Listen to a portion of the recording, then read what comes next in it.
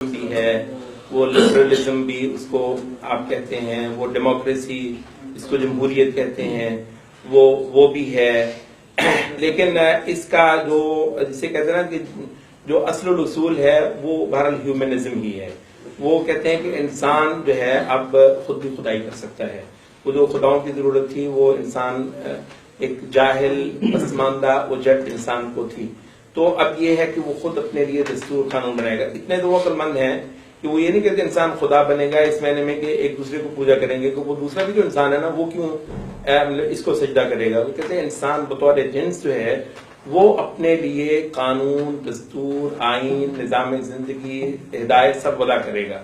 یہاں سے نبوتیں بھی آؤٹ، شریعتیں بھی آؤٹ، اور اللہ تعالیٰ کا جو ہے نا وہ حاکم ہونا اور حکم دینے کی حیثیت اللہ تعالیٰ کو حاصل ہونا، اس کا بھی کفر جو ہے وہ ہو جاتا ہے.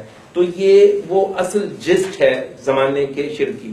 باقی اس میں جب آپ آتے ہیں معیشت کی طرف تو پھر وہ کیپٹلزم ہے، جو اس سے جو پھوٹ کر جو برانچ نکلتی ہے مالیات اور معاشیات کے حوالے سے، تو اس کو کہتے ہیں کیپٹلزم. جب وہ سیاست میں آتا ہے تو اس کو کہتے ہیں ڈیموکریسی.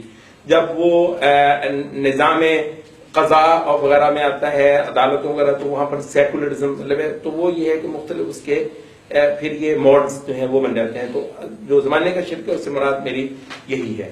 تو اور میرا کہنے کا مقصد یہ تھا کہ وہ جو ہے نا وہ دیویاں، وہ پتھر کے بت اور شجر کے بت اور قبریں اور اس طرح کا جو کہ شرک ہے، مگر یہ ہے کہ اس کی حیثیت اگر ہے بھی یہاں پر تو وہ انفرادی ہے. تو یہ ہے. دوسرا جہاں تک